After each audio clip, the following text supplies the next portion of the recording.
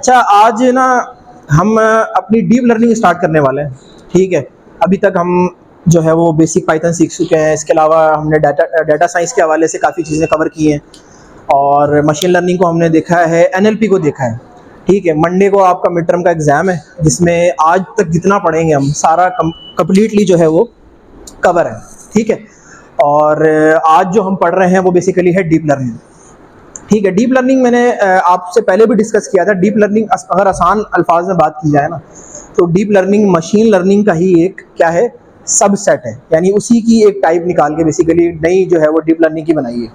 थोड़ा सा डिस्कस करते हैं यहाँ से कि कभी आपने देखा हो कि गूगल पे जब हम एक डिफरेंट लैंग्वेज में हमारे पास कोई कंटेंट आता है तो हम क्या करते हैं, गूगल ट्रांसलेट में जाते हैं और अपना जो लैंग्वेज का जो मटेरियल है वो अपनी उर्दू में या इंग्लिश में उसको ट्रांसलेट कर लेते हैं। इस तरह अक्सर आपने देखा है। और ये भी आपने देखा है कि जो आपकी मोबाइल फ़ोन की जो गैलरी है, उस गैलरी में आपकी ना जो तस्वीरें हैं वो सॉर्ट हो जाती हैं ऑटोमेटिकली, के फेस के हिसाब से या फिर लोकेशन के हिसाब से कि ये इस लोकेशन की है या ये इस फेस के लोग इस ग्रुप, यानी उसमें ग्रुपिंग जो है वो ऑटोमेटिकली बन जाती है। तो ये सब कुछ कैसे हो रहा है? तो ये बेसिकली जो है, ये सिंपल इसका एक जवाब है कि ये सब कुछ जो है वो डीप लर्निंग की वजह से। ठीक है, कि एल्गोरिदम लगा हुआ है और एल्गोरिदम ऑटोमेटिकली चीज़ों को डिटेक्ट करता है खुद ब खुद। हमने सिर्फ एक मॉडल ट्रेन कर दिया है, अब हमें कुछ बताने की ज़रूरत नहीं है उसको। मशीन लर्निंग में क्या होता है, मशीन लर्निंग में हम सिस्टम को बताते हैं कि ये फीचर्स हैं, ये लेबल्स हैं, तो उसके हिसाब से हमें आउटपुट दे या प्रिडिक्शन दे।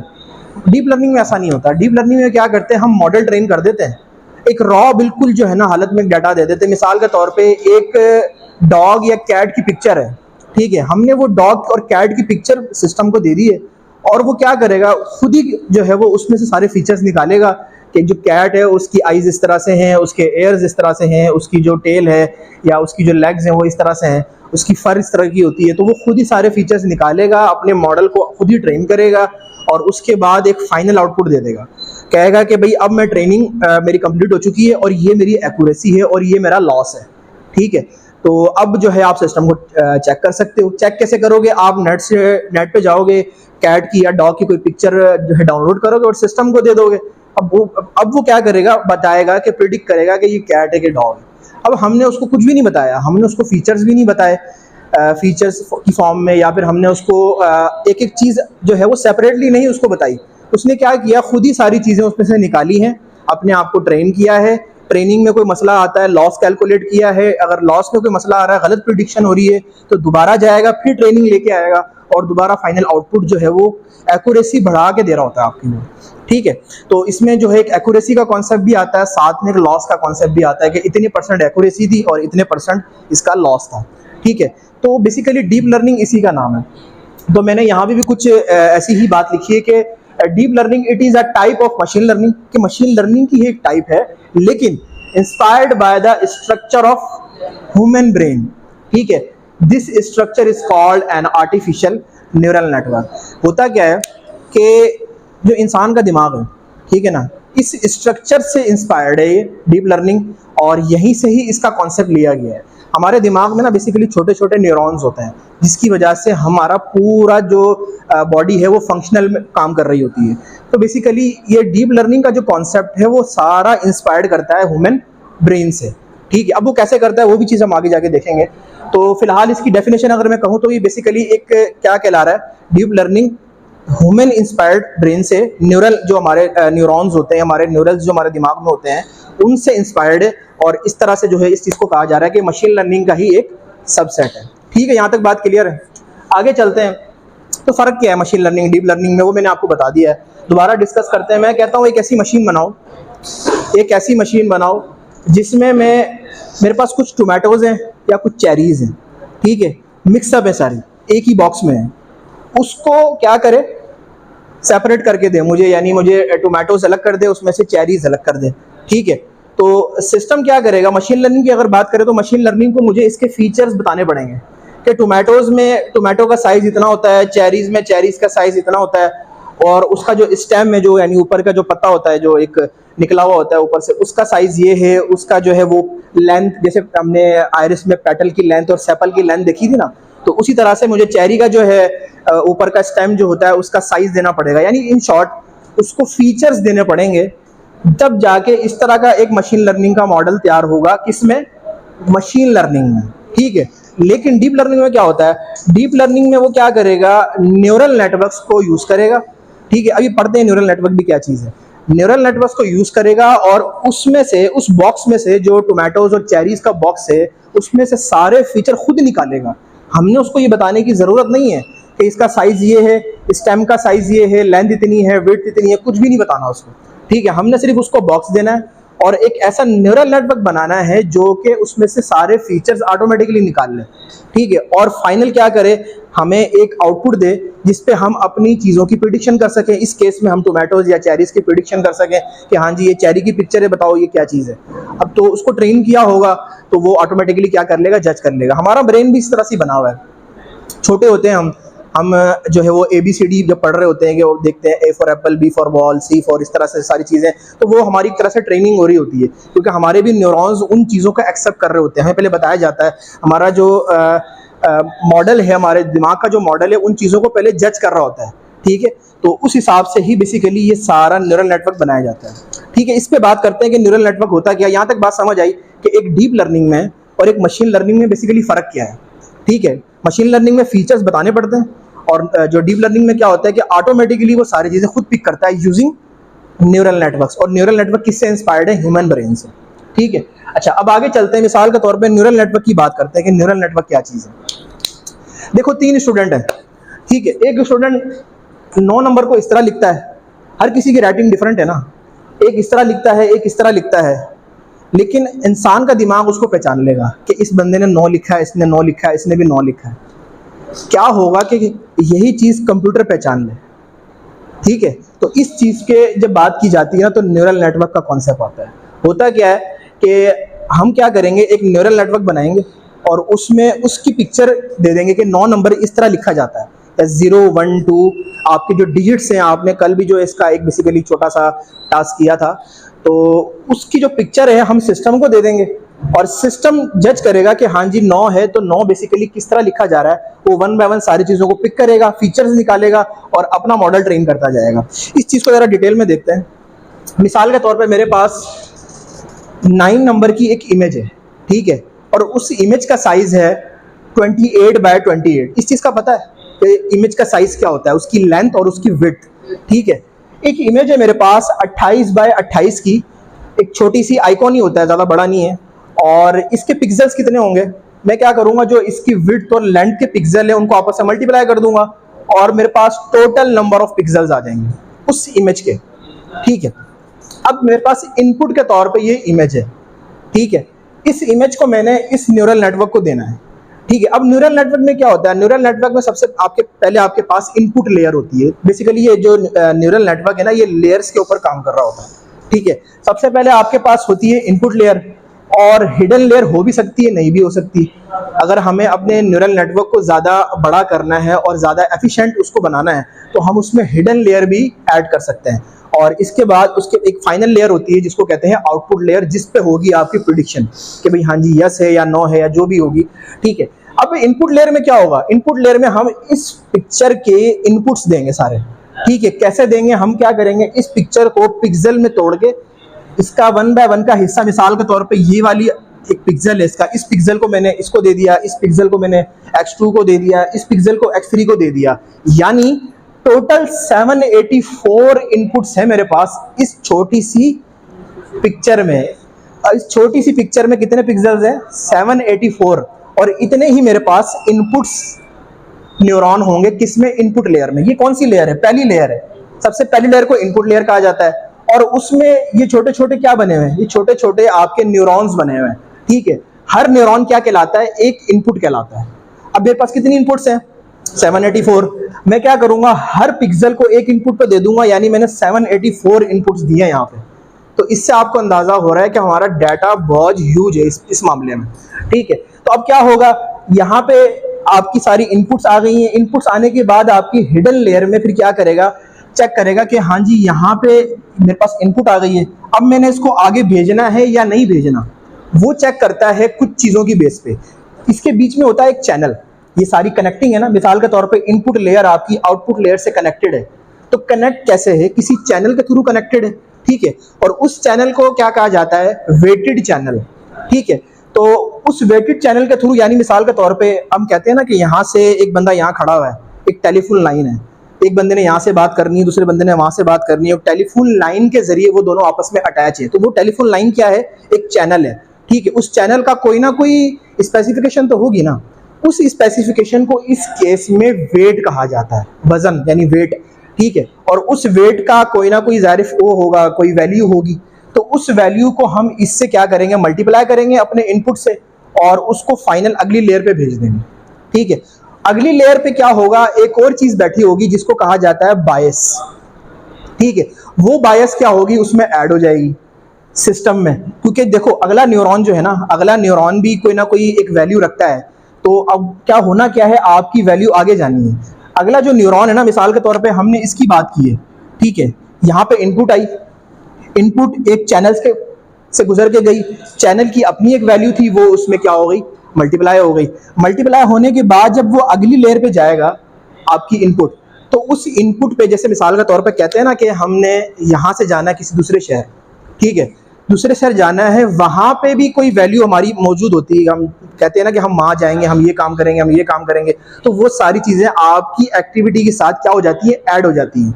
तो यहाँ पर भी इसके साथ दो चीज़ें अटैच है। पहली चीज़ है बायस। बायस अभी आपको समझाता हूँ एग्जैक्टली होता है क्या, लेकिन अभी आप ये समझो कि वो एक एक्टिविटी है, ठीक है। और दूसरी चीज़ इसके साथ अटैच है, इसको कहते हैं एक्टिवेशन फंक्शन, जो कि ये डिसाइड करता है कि आपका ये वाली इनपुट में आगे जाना है या नहीं जाना, ठीक है। होता है ना बाज़ दफ़ा आप किसी के यहाँ जाते हो, तो वहाँ पे रिश्तेदार होते हैं, कहते हैं कि नहीं यहाँ जाना चाहिए, ये जगह अच्छी है इस शहर में, ये जगह अच्छी नहीं है इस शहर में। तो वो एक्चुअली जो आपका रिलेटिव है ना उस शहर का, वो बेसिकली क्या है, वो एक एक्टिवेशन फंक्शन है, जो आपको ये बता रहा होता है कि आप लाहौर आए हो तो आपने मीनार पाकिस्तान जाना है, और वहाँ जाने की ज़रूरत नहीं है इस जगह पे, क्योंकि वो कुछ खास नहीं है, ठीक है। तो वो आपका जो रिलेटिव है वो क्या होता है, उस केस में आपका एक्टिवेशन फंक्शन होता है कि आपने उसने आपको एक्टिवेट करना है या नहीं करना। तो इसी केस में इस न्यूरॉन का भी एक बायस होता है, और उसका एक क्या होता है, एक्टिवेशन फंक्शन। बायस सिंपल क्या होता है, मिसाल के तौर पे इस पंखे की मिसाल लेते हैं हम, ठीक है। मैंने कहा फ़ैन ऑन करके आओ, आपने फ़ैन ऑन कर दिया, ठीक है। अब फ़ैन ऑन हो रहा है लेकिन थोड़ा स्लो चल रहा है, मैं कहता हूँ जाके ना रेगुलेटर से थोड़ी सी वैल्यू बढ़ा दो ताकि ये क्या करे, थोड़ा फास्ट चले। तो वो जो हमने क्या किया, वो जो रेगुलेशन की है, दिस थिंग इज कॉल्ड बायस। समझ आया कि इस न्यूरॉन का बायस बेसिकली क्या है, उसका एक्टिवेटर ही एक तरह का, लेकिन इस केस में उसको बताना पड़ता है कि बायस है क्या, क्योंकि मैंने उसको बोला जाके वैल्यू बढ़ा दो ताकि ये थोड़ा सा फास्ट चले। एक्टिवेशन फंक्शन क्या होता है, वो पहले से वहाँ मौजूद है, जो कि बता रहा है कि न्यूरॉन ने आगे जाना है कि नहीं जाना, उस जगह पे जाना है नहीं जाना, ठीक है। अब वो एक्टिवेशन फंक्शन में जाहिर सी बात है कोई ना कोई ऐसा फंक्शन तो अंदर होगा ना, जो ये डिसाइड करेगा कि आपकी इनपुट ने आगे जाना है कि नहीं जाना, ठीक है। तो अभी ये चीज़ क्लियर हुई है कि वेट क्या होता है। वेट क्या होता है, आपके चैनल का डिस्टेंस कह लो, या एक आपके चैनल की वैल्यू कह लो, ठीक है, जो ये आपकी मिड में लाई करती है। और जो न्यूरॉन है, न्यूरॉन के पास दो चीज़ें हैं, एक है बायस और एक है एक्टिवेशन फंक्शन। बायस क्या है, बेसिकली उसकी अपनी वैल्यू, ठीक है, जो कि हम बताते हैं उसको पहले से कि इतनी रखो या इतनी ना रखो।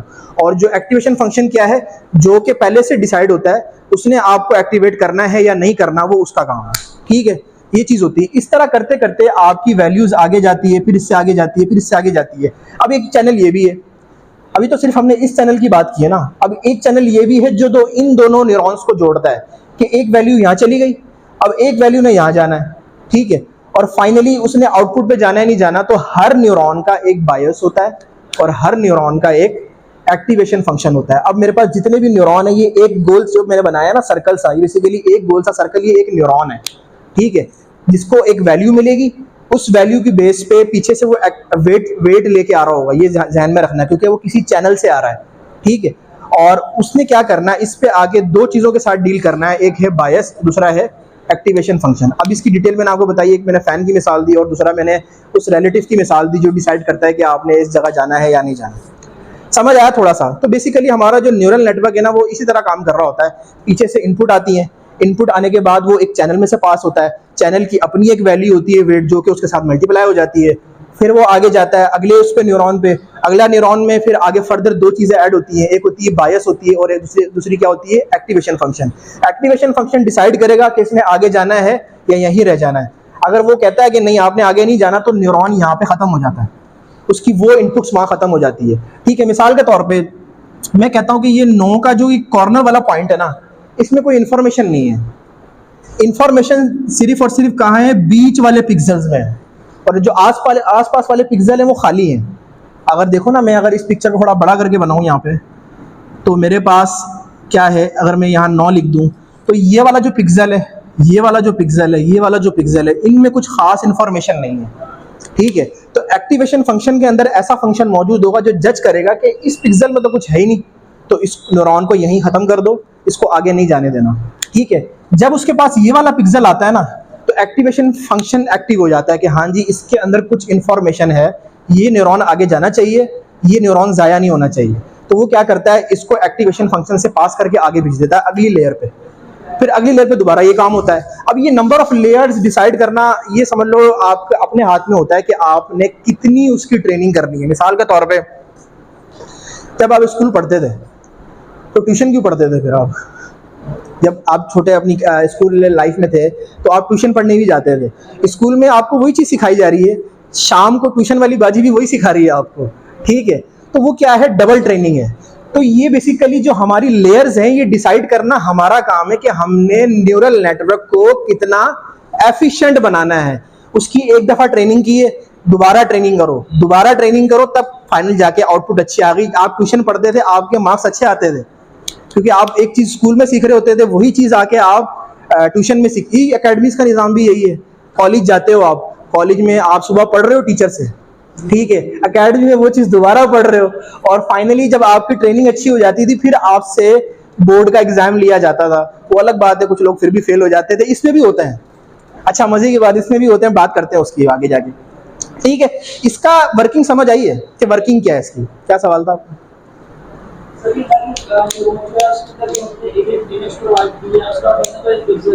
हाँ हाँ, तो अगर जो न्यूरॉन ए है वो न्यूरॉन बी से जाके मर्ज होता है, इस न्यूरॉन के साथ नहीं होगा, इसने अपनी आउटपुट लेनी है, उसने अपनी आउटपुट लेनी। हाँ हाँ, तो जो ए वाले न्यूरॉन की बायस और हाँ वो मल्टीप्लाई होके सम हो जाएगी, दोनों की ऐड होगी, वो आगे जाके फर्दर ऐड हो जाएगी। तो जब तक वो आपके साथ ऐड हो जाएगा तो उसकी जो बायस हो, जो बीच में काफ़ी सारे न्यूरॉन ज़ाया भी हो जाएंगे ना, क्योंकि इन्फॉर्मेशन किसी में होगी किसी में नहीं होगी। जिनमें होगी वही आगे जाएंगे, क्योंकि ये काम एक्टिवेशन फंक्शन डिसाइड करेगा। जिनकी होगी उनकी आगे जाके फर्दर ऐड हो जाएगी, और फाइनल जाके हमारे पास एक आउटपुट मिल जाएगी।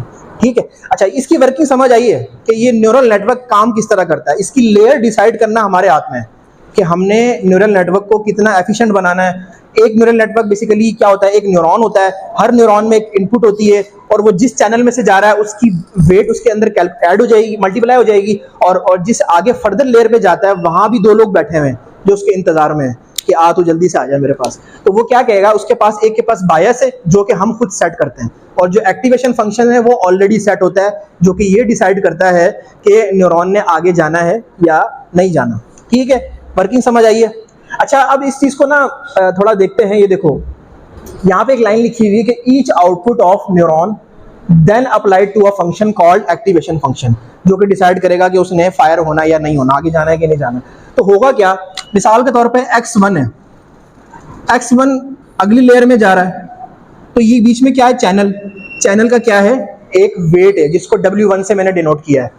उसके बाद x2, ये x2 है, उसका एक वेट है, वो आगे मल्टीप्लाई होगा, और ये सारे फर्दर सम होके जितने भी हैं आगे जाके एक बायस से ऐड हो जाएंगे, और उसके बाद ये सारा का सारा फंक्शन अप्लाई होगा किसी एक्टिवेशन फंक्शन पे, जो कि ये डिसाइड करेगा कि इसने आगे फर्दर जाना है या नहीं जाना।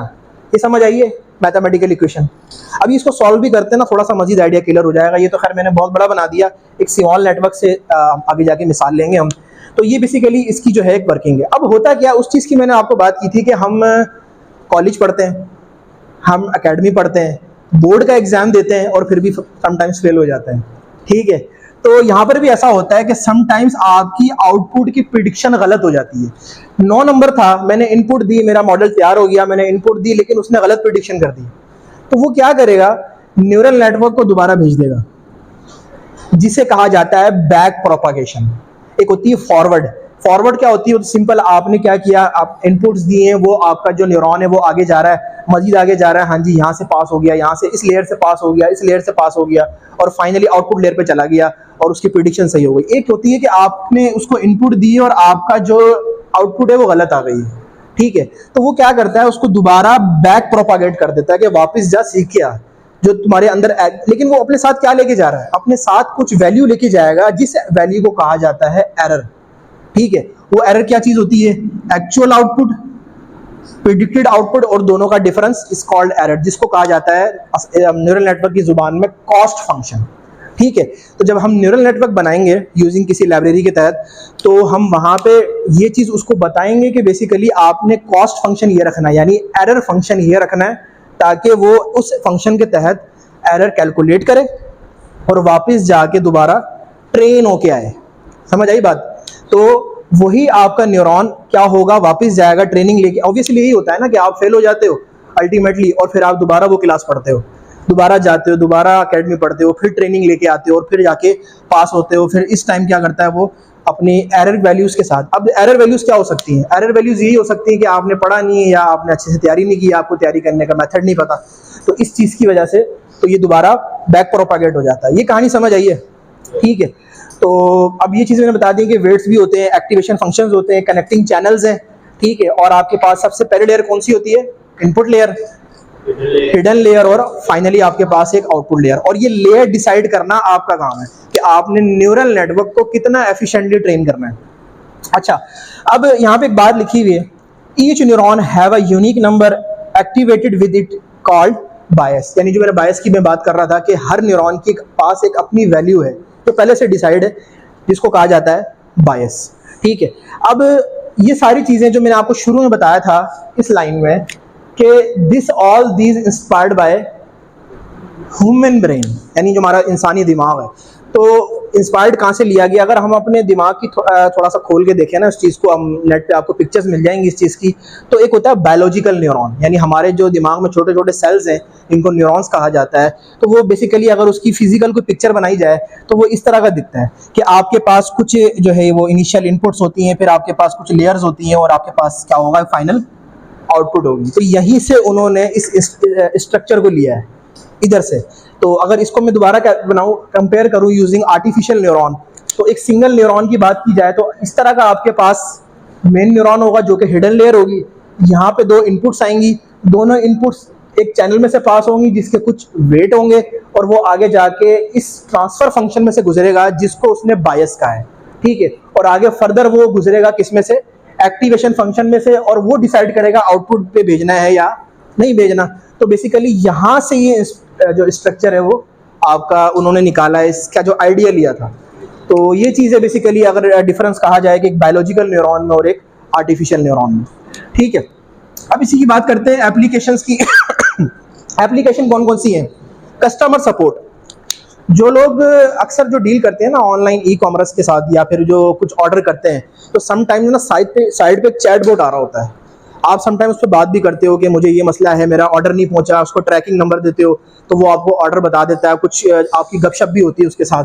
कभी नोट किया कि वहाँ पे ना कोई बंदा नहीं बैठा, वहाँ पे एक बॉट बैठा हुआ है, यानी आसान से अल्फाज में एक रोबोट बैठा हुआ है जो कि सारा ट्रेनिंग लेके आया है और आपसे ये सारी चीज़ें डिस्कस कर रहा है। तो इस चीज़ का आज के दौर में एफिशिएंटली इस्तेमाल हो रहा है किसमें, कस्टमर सपोर्ट में। और मेडिकल केयर में बहुत ज़्यादा इस्तेमाल हो रहा है, जैसे कि आजकल जो एक्सरे मशीन्स आ गई हैं, या फिर आपके पास MRI मशीन्स और CT स्कैन मशीन्स आ गई हैं, उसमें भी क्या है वो आर्टिफिशियल इंटेलिजेंस का काफ़ी रोल है कि आप जस्ट क्या करते हो, अपनी उसको रिपोर्ट एक्सरे की फॉर्म में या किसी स्कैनिंग की फॉर्म में देते हो, और आपको वो सारी चीज़ें बता देता है कि हाँ जी इसमें कोई मसला है, इस जगह कोई इशू है या नहीं है। मेडिकली पॉइंट ऑफ व्यू से बात कर रहा हूँ मैं, ठीक है। और सेल्फ ड्राइविंग कार, टेस्ला आज के दौर में, निसान भी बल्कि यूज़ कर रही है, जो जितनी भी गाड़ियों की कंपनी है उसमें से निसान और टेस्ला आजकल जो है वो न्यूरल नेटवर्क्स को यूज़ करके, डीप लर्निंग को यूज़ करके सेल्फ ड्राइविंग कार्स जो है वो बना रही है। वो क्या करते हैं, वो साथ में आपकी ना कंप्यूटर विजन का भी इस्तेमाल कर रहे हैं, और वो बेसिकली चेक कर रहे होते हैं कि यहाँ पे अगर इस तरह का दरख्त आएगा तो मैंने इस तरह मुड़ जाना है, या अगर फर्ज करो आपका सिग्नल रेड हो जाता है तो वो चेक करता है कि बेसिकली कैमरा लगे हुए ना और आगे उसको पिक्चर जा रही है, और पिक्चर के आगे फर्दर क्या है, न्यूरल नेटवर्क लगा हुआ है। तो वो बेसिकली चेक कर रहा होता है कि हाँ जी इस तरह का अगर आपके पास ऑब्जेक्ट आ जाए तो ये यहाँ से मूव करना है, अगर रेड हो जाए तो यहाँ पर रुक जाना है, ग्रीन हो जाए तो चल पड़ना है। ड्राइवर लेस कार, तो यही कॉन्सेप्ट है सेल्फ ड्राइविंग कार का, कि उसमें ड्राइवर नहीं होता, सेंसर्स लगे होते हैं, कैमराज लगे होते हैं, वहाँ से पिक्चर जनरेट की जाती है रियल टाइम पे। यानी ये नहीं कि पिक्चर ले ली उसने अब वो जनरेट करेगा। अब इससे अंदाज़ा लगाओ आपको सिस्टम बड़ा हैवी चाहिए जो फास्टली सारी कंप्यूटेशनल करे, यानी रियल टाइम पे वो पिक्चर ले रहा है, आगे फर्दर वो न्यूरल नेटवर्क बना रहा है और आपको आउटपुट दे रहा है। उसने रियल टाइम पे डिसाइड करना है कि मैंने यहाँ से मुड़ना है कि नहीं मुड़ना। मैं सेल्फ ड्राइविंग कार्स की बात कर रहा हूँ, ठीक है, समझ आया ये? अच्छा, लिमिटेशंस क्या हैं? कुछ लिमिटेशंस भी तो है ना, जहाँ इतनी हमें फ़ायदे की बातें नज़र आ रही हैं। लिमिटेशंस में ये कि डाटा ह्यूज अमाउंट में चाहिए। कैसे? यहीं से आपको अंदाज़ा हो गया, एक 28x28 की जो पिक्चर है उसके जब पिक्सल बनाने पड़ते हैं तो कितने सारे पिक्सल बनेंगे, और 28x28 एक छोटी सी वैल्यू है। आपके जो मोबाइल की स्क्रीन होती है ना वो कितनी होती है? नॉर्मली 1280x720p होती है, या फिर 1920 × 1080p होती है। तो इनके अगर पिक्सल्स मल्टीप्लाई करो तो क्या आंसर आता है? तो ये एक HD है, ये एक फुल HD पिक्चर है। जब इन दोनों के पिक्सल मल्टीप्लाई करोगे तो इससे भी बड़ा नंबर आपके सामने आएगा, और इनपुट लेयर कितनी बड़ी बनेगी? हाँ जी, क्या कह रहे थे आप? पिक्चर्स की जरूरी नहीं है, डाटा आपके पास पिक्चर्स की फॉर्म में भी हो सकता है। वही आपकी सेल्फ ड्राइविंग कार्स हो गई, या अगर आपने फेस डिटेक्शन, आप मोबाइल का कैमरा खोलते हो तो फौरन फेस के आगे एक बॉक्स बना देता है। कैसे बना देता है? हाँ, तो वो रियल टाइम की इमेज है ना आपकी के हाँ होता है डेफिनेटली। आपके पास डाटा टेक्स्ट की फॉर्म में हो सकता है, सेंटेंस न्यूरल, अभी NLP पढ़ी हमने, हमारे पास NLP की फॉर्म में एक आपके पास लाइन हो सकती है, उसका आपने सेंटीमेंट एनालिसिस करना है कि हाँ जी इस, एक बंदा है मिसाल के तौर पे समझाता हूँ मैं आपको, अली एक्सप्रेस से कोई चीज़ खरीदता है, ठीक है, या दराज की बात कर लो पाकिस्तान में, तो क्या करता है कमेंट्स में ना कुछ कमेंट्स ऐड कर देता है। अब दराज पे या खैर तो खैर नहीं है, लेकिन अली एक्सप्रेस पे ऐसा एल्गोरिदम लगा हुआ है जो कि उस कमेंट की सेंटीमेंट एनालिसिस करेगा कि इस बंदे ने हेट कहा है या कुछ गुड कहा है या कोई नॉर्मल रिएक्शन दिया है। वो कोई बंदा नहीं बैठा कि वहाँ पे ये चेक करेगा कि हाँ जी जो है उसने अच्छा कमेंट दिया, वो क्या है, वो है सेंटीमेंट एनालिसिस। अब उसने क्या किया, सिंपल टेक्स्ट की फॉर्म में कोई डाटा दिया होगा ना कि हाँ जी ये बहुत अच्छी प्रोडक्ट थी और मैं I am very happy with this, और वो क्या करेगा उस टेक्स्ट को लेगा, उसके छोटे छोटे टुकड़े करेगा, वेक्टर बनाएगा, न्यूरल नेटवर्क को देगा और फाइनल आउटपुट आ जाएगी हेट में, अच्छे में, बुरे में, या किस तरह से जो भी है, ठीक है। तो ज़रूरी नहीं है कि पिक्चर्स के साथ हो, पिक्चर्स के अलावा भी आपके पास टेक्स्ट की फॉर्म में हो सकता है, इवन कि आपके पास डिजिट्स की फॉर्म में भी हो सकता है। तो ये डिपेंड करता है वेरी टू वेरी, और इसमें हम आगे फर्दर एल्गोरिदम पढ़ेंगे ना, जैसे हमने मशीन लर्निंग के पढ़े हैं, सपोर्ट वेक्टर, डिसीजन ट्री, तो इसके भी आगे एल्गोरिदम है। तो उसमें हम देखेंगे कि यहाँ पे पिक्चर्स की बात आ गई, यहाँ पे सेंटेंस की बात आ गई, यहाँ पे डिजिट्स की बात आ गई, ठीक है। तो ये चीज़ क्लियर है। अच्छा, लिमिटेशंस की हम बात कर रहे थे कि ह्यूज अमाउंट ऑफ डाटा चाहिए। जब ह्यूज अमाउंट ऑफ डाटा चाहिए तो हर मशीन यहाँ पे काम नहीं आ सकती, यानी मशीन से मुराद हर कंप्यूटिंग सिस्टम यहाँ पे काम नहीं आ सकता।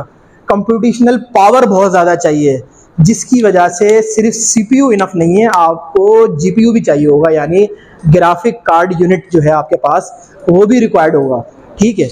और इसीलिए जो है वो GPUs की डिमांड इस केस में वो काफ़ी ज़्यादा है, क्योंकि अगर मिसाल के तौर पे इतना बड़ा न्यूरल नेटवर्क अगर आपने CPU पे ट्रेन करना है ना, तो उसके लिए टाइम चाहिए। कितना टाइम चाहिए? घंटे चाहिए, इवन के महीने भी लग जाते हैं। लेकिन अगर ये चीज़ अगर आप GPU पे करते हो, अगर आपके सिस्टम में ग्राफिक कार्ड लगा हुआ है, और तो उसमें ये है कि आपका टाइम थोड़ा सा रिड्यूस हो जाएगा। मिसाल के तौर पे एक काम जो 5 घंटे में होना है वो 2.5 में हो जाएगा या 2 घंटे में हो जाएगा, ठीक है, डिपेंडिंग अपॉन कि आपके पास कितना अच्छा GPU है, ठीक है। तो ये चीज़ काफ़ी मैटर करती है कि लिमिटेशंस भी हैं, हर किसी के पास इतना हाई कॉस्टली कंप्यूटर या लैपटॉप, इतना हाई प्राइस सिस्टम अवेलेबल नहीं है, ठीक है। और अब आगे बात करते हैं कि लाइब्रेरीज, क्योंकि अब इम्प्लीमेंटेशन की बारी आहिस्ता आहिस्ता आ रही है हमारे पास। ये सारी थ्योरी थी लिमिट। अच्छा, लाइब्रेरीज में हमारे पास जो फेमस है मैं उनकी बात करूंगा, लाइब्रेरीज बहुत ज़्यादा है, ठीक है। मैं बात करूंगा जो फेमस है। सबसे पहले आपकी है टेंसरफ्लो, इसी पे हमने काम करना है। टेंसरफ्लो पे हमने मशीन लर्निंग की लाइब्रेरी देखी थी, कौन सी? SK लर्न, यानी साइकिट लर्न। तो इस पे हम काम करेंगे टेंसरफ्लो पे। एक होती है केरास, एक होती है पाई टॉर्च, ठीक है। तीनों बहुत फेमस हैं, तीनों यूज़ हो रही हैं। बल्कि ये केरास जो है ना, टेंसरफ्लो ने इसको अडॉप्ट कर लिया है, गोद ले लिया है, ताकि इसके मॉड्यूल सारे इसमें आ जाएं। तो अब ये दोनों लाइब्रेरीज पैरेलल में चल रही होती हैं, और इनका कंप्यूटर कौन है? पाईटॉर्च। और भी है इसके अलावा। तो थोड़ी सी टेंसरफ्लो की हल्की सी बात करते हैं, बाकी डिटेल बात इंशाल्लाह मंगल को करेंगे हम। टेंसरफ्लो जो है ना, वो बनाई थी गूगल ने, यानी अब लाइब्रेरीज भी तो कोई बनाने वाला होता है ना। तो टेंसरफ्लो बनाई है गूगल ने, यानी जो इसके डेवलपर हैं वो गूगल है। और जो लोग टेंसरफ्लो से काम कर रहे हैं ना, उनके लिए CPU भी चल जाती है, लेकिन ट्रेनिंग टाइम थोड़ा ज़्यादा लगता है। GPU में भी चल जाती है, उसमें ट्रेनिंग टाइम थोड़ा कम लगता है। लेकिन टेंसरफ्लो में होता ये है कि सिर्फ और सिर्फ एनवीडिया के GPU चल रहे होते हैं।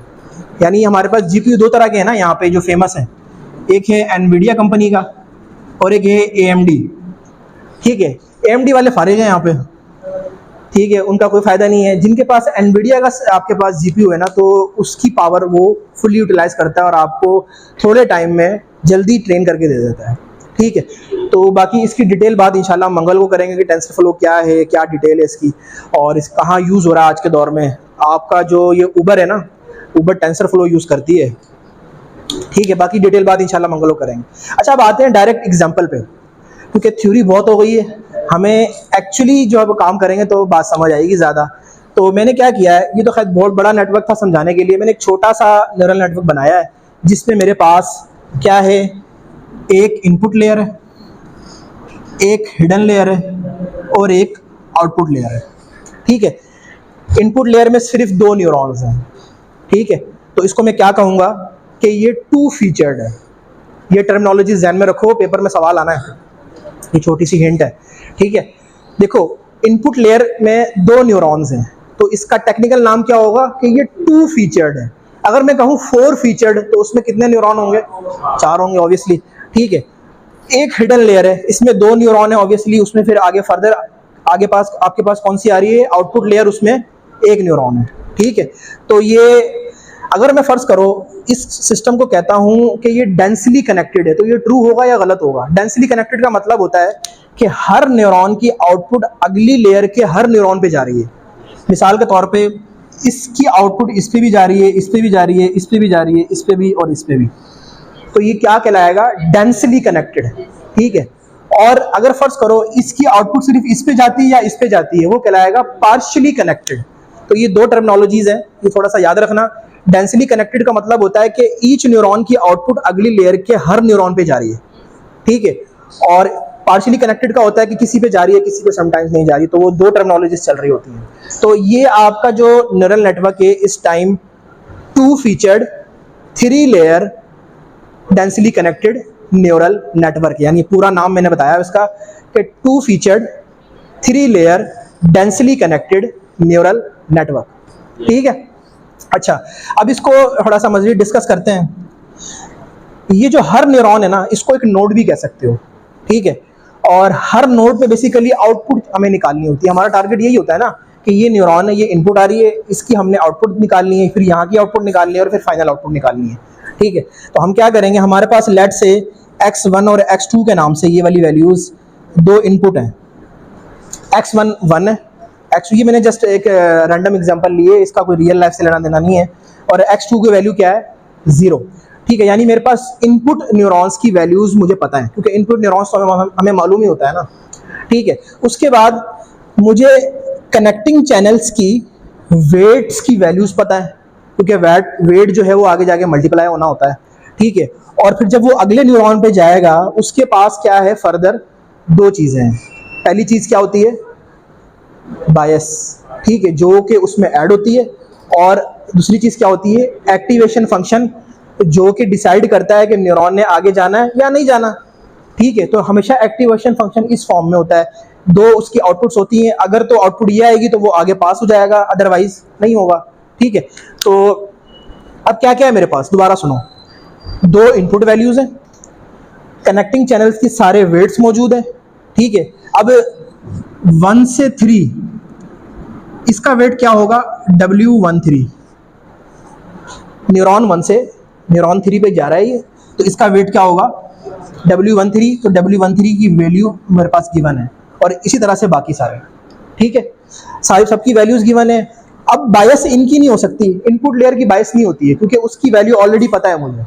जो आगे हमारे पास न्यूरॉन्स होते हैं उनकी बायस वैल्यू होगी। मिसाल के तौर पे ये वाला जो न्यूरॉन 3 है इसकी बायस वैल्यू B3 मुझे पता है, सिस्टम ने बता दी क्योंकि ये ऑलरेडी सेट होती है। मैंने पहले भी कहा था कि वेट्स हमें पहले पता होते हैं और जो बायस वैल्यूज होती हैं वो भी पहले पता होती हैं।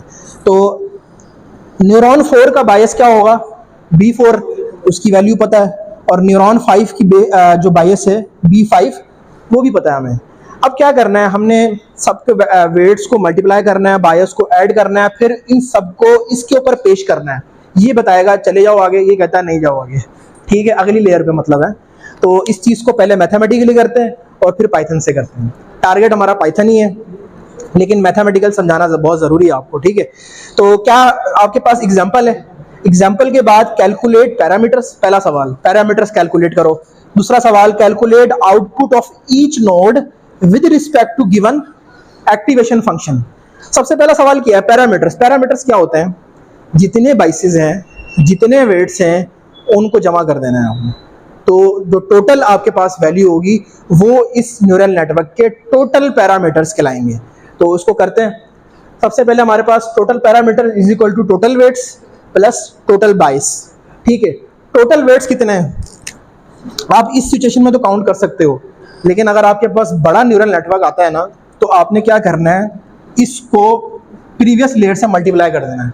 यानी यहाँ पे जितने न्यूरॉन्स आपको नजर आ रहे हैं ना हिडन लेयर में, उसको इनपुट लेयर के न्यूरॉन से मल्टीप्लाई करना है। इस केस में तो ना आपको तो नजर आ रहे हैं, आप गिन लोगे 1 2 3 4, लेकिन जब न्यूरल नेटवर्क थोड़ा बड़े साइज का आएगा ना आपके सामने तो उसमें काउंट करना मुश्किल होता है। तो आप क्या करोगे, जो इनपुट लेयर के न्यूरॉन्स होते हैं उसको, सॉरी हिडन लेयर के जो न्यूरॉन्स होते हैं उसको इनपुट लेयर के न्यूरॉन से मल्टीप्लाई कर दोगे, जमा, देखो इस केस में हिडन लेयर के न्यूरॉन्स इनपुट लेयर के न्यूरॉन से मैंने मल्टीप्लाई कर दिए, प्लस आउटपुट लेयर के न्यूरॉन्स हिडन लेयर के न्यूरॉन से मैंने मल्टीप्लाई कर दिए। तो ये मेरे पास क्या आ गए, टोटल वेट्स। ठीक है, अब जमा क्या करना है, टोटल बाइसेस। बाइसेस तो आप देख सकते हो कि आप जितने आपके न्यूरॉन्स होंगे उतनी बाइसेस होंगी एक्सेप्ट इनपुट लेयर। ठीक है, तो यहाँ पे 2 + 1, यहाँ पे 1 2 3, तो आपके पास टोटल क्या आ गया 3। 6 + 3 = 9। तो इस न्यूरल नेटवर्क के टोटल पैरामीटर्स कितने हैं, 9। ठीक है, तो अभी इससे रिलेटेड एक सवाल मैंने आज के टास्क में दिया हुआ है, उसमें आपने फाइंड करना है कि वो काफ़ी बड़ा न्यूरल नेटवर्क है। लेट्स सी क्या देखते हो आप उसमें। अच्छा, अब बात करते हैं, हमारे पास 1 की वैल्यू गिवन है, 2 की वैल्यू हमें पता है, 3 4 5 इन तीनों की हमें वैल्यू चाहिए। ये कह रहा है ना ये सवाल, calculate output of each node. ठीक है, इनकी तो पता है हमें, तो हम कह देंगे एट नोड 1 x1 ही जो है हमारी फाइनल आउटपुट होगी क्योंकि वो इनपुट लेयर है। Eight node 2 x2 = 0। आगे चलेंगे अब हम, एट नोड 3 हो गया का ये वाला फार्मूला यूज होगा आपका। ठीक है, weight multiply by input layer की value plus weight multiply by input layer की वैल्यू, दूसरी वैल्यू, और दोनों को जमा करना है उसकी बायस से। तो यही काम मैंने किया है। पहले फार्मूला बना दिया कि weight 13 multiply by x1, weight 13 multiply by x1 plus weight 23, weight 23 जिस पे ये जा रहा है ये वाला, मल्टीप्लाई बाय x2, ये वाला और ये वाला। ठीक है, और प्लस क्योंकि ये डेंसली कनेक्टेड है तो इसको इस तरह भी देखेंगे। देखो दोबारा बनाता हूँ, ये शायद थोड़ी सी ज़्यादा वो हो गई है। ये मेरे पास नोड 1 है, ये नोड 2 है, इसका यहाँ तक क्या डिस्टेंस है, वेट 1 2। ठीक है, अब मैंने इसके पैरामीटर निकालने हैं तो होगा क्या, मिसाल के तौर पे मैं कहूँगा कि वेट 1 2 x1, x1 क्या है ये, और ये बराबर होगा x2 के। तो x2 की वैल्यू आ गई, लेकिन अगर ये नोड आगे किसी और से भी कनेक्ट हो रही है जाके तो वो उसके साथ ऐड होगा। मिसाल के तौर पे ये नोड आगे नोड 3 से कनेक्ट हो रही है जाके, ये नोड 3 से कनेक्ट हो रही है तो इसका वेट क्या होगा, वेट 13। तो इसी चीज़ को हम इसके साथ आगे ऐड कर दूंगा कि वेट 13 मल्टीप्लाई बाय x1। तो इसी तरह से मैंने ये दोनों चीज़ें कैलकुलेट की हैं, समझ आई। और आगे मल्टीप्लाई प्लस करना है, आपके पास आंसर आ जाएगा। मेरे पास इस केस में आंसर आया 3। अब 3 जो वैल्यू आई है उसको किस पे पेश करना है, एक्टिवेशन फंक्शन पे। एक्टिवेशन फंक्शन बताएगा कि ये वैल्यू कहाँ जानी है कि नहीं जानी। आंसर क्या आया? 3। इसको पेश करेंगे एक्टिवेशन फंक्शन पे। ये मेरा एक्टिवेशन फंक्शन है। कहता है कि 1 होगी आउटपुट अगर x is not equal to 0। This x is not equal to 0, तो मेरा फाइनल आंसर क्या आ जाएगा? 1। अगर मेरा आंसर 0 आता 3 की जगह, तो ये न्यूरॉन आगे नहीं जाना था, ठीक है। लेकिन मेरा आउटपुट इस फंक्शन के मुताबिक 1 आया है, तो मेरी फाइनल आउटपुट क्या हो जाएगी? 1 हो जाएगी, तो मैं इसको 1 कर दूंगा, ठीक है।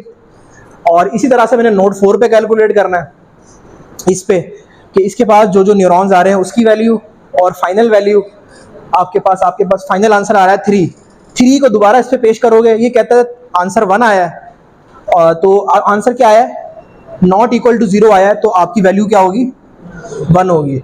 इसी तरह से नोट 5 का आंसर आता है 4, ये चीज़ नॉट इक्वल टू 0, आपकी वैल्यू क्या होगी? 1 होगी। तो ये तीनों वैल्यूज 1 बाय 1 हो जाती हैं और फाइनल आंसर आपके पास क्या आ जाता है? 1। हाँ जी, एक्टिवेशन फंक्शन पे पूरा लेक्चर है, वो हम पढ़ेंगे इंशाल्लाह मंगल वाले दिन के एक्टिवेशन फंक्शन कौन से होते हैं। ये तो मैंने खुद से बनाया है, एंड एक्टिवेशन फंक्शन बहुत सारे होते हैं, ठीक है।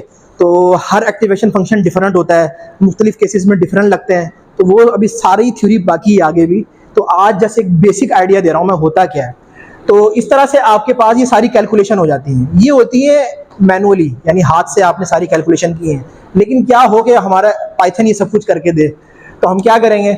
सिंपल एक बनाएंगे अरे I1 क्या है? इनपुट 1। इनपुट 1 में कौन सी वैल्यू है? 1 0 को मैंने एक बना दिया लिस्ट में। W3 में मेरे पास सारे वेट्स आ जाएंगे इस लेयर के। तो कौन कौन से वेट्स हैं? 2 -3 1 और 4। सिर्फ अभी इस लेयर की बात हो रही है, ये आखिरी लेयर के ना कनेक्ट कर देना इसमें। और उसके बाद B1 क्या है? इसका बायस और इसका बायस, ठीक है। ये दोनों एक में आ गए। अब क्या करना है? इन दोनों पे आपने डॉट फंक्शन लगाना है,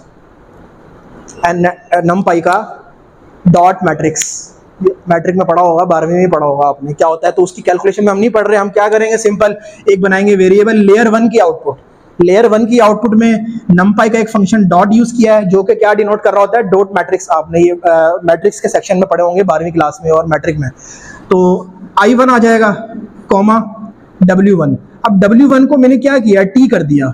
T मतलब उसका ट्रांसपोज ले लिया, क्योंकि अब यहाँ पे मैट्रिक्स के कानून भी चलेंगे कि ये रो के साथ ऐड हो सकती है। रोज और वो कॉन्सेप्ट गलत नहीं होना चाहिए।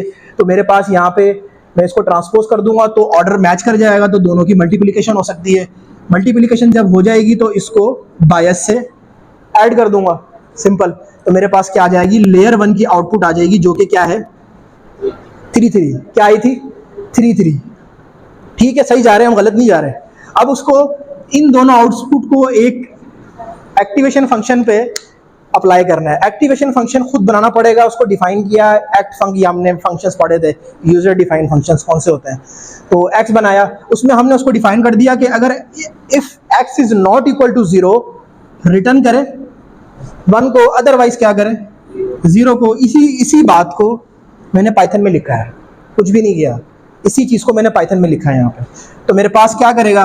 एक्स की वैल्यू अब चेक करेंगे। मैंने फंक्शन बना लिया। अब फंक्शन में एक्स की वैल्यू क्या थी? ये वाली, ये डाल दी। एक्टिवेशन फंक्शन, और ये एक फंक्शन होता है ऑल, जिसमें सारी वैल्यूज शो हो जाती हैं। तो आपको क्या शो करेगा इसमें? 1,1, क्योंकि नॉर्मली आउटपुट 1 आ रही होती है, उसको हम y से ही अपेंड कर देंगे तो 1,1 आ जाएगी, ठीक है। क्योंकि 2 वैल्यूज है ना हमारे पास यहाँ पे, तो पहली वैल्यू कॉमा दूसरी वैल्यू दोनों को अपेंड कर देंगे तो हमारे पास आंसर आ जाएगा 1,1। क्या आया था? 1,1 मैच कर रहा है। अब अगली बारी लेयर 2 की। तो लेयर 2 पे भी सेम काम करना है। वेट हमारे पास है, बाइसेस हमारे पास है। यहाँ पे 22 एक रह गई अब सिर्फ, क्योंकि आखिर में हमारे पास एक ही न्यूरॉन है, तो 22 भी एक ही होगी। वही काम करना है, डॉट मैट्रिक्स लगाना है, आई की वैल्यू, और इसको अरे से ट्रांसपोज ले लेना है। ट्रांसपोज लेके बायस ऐड करनी है B2, और फाइनल दोबारा आपके पास वैल्यू आ जाएगी 4। क्या आई थी? 4।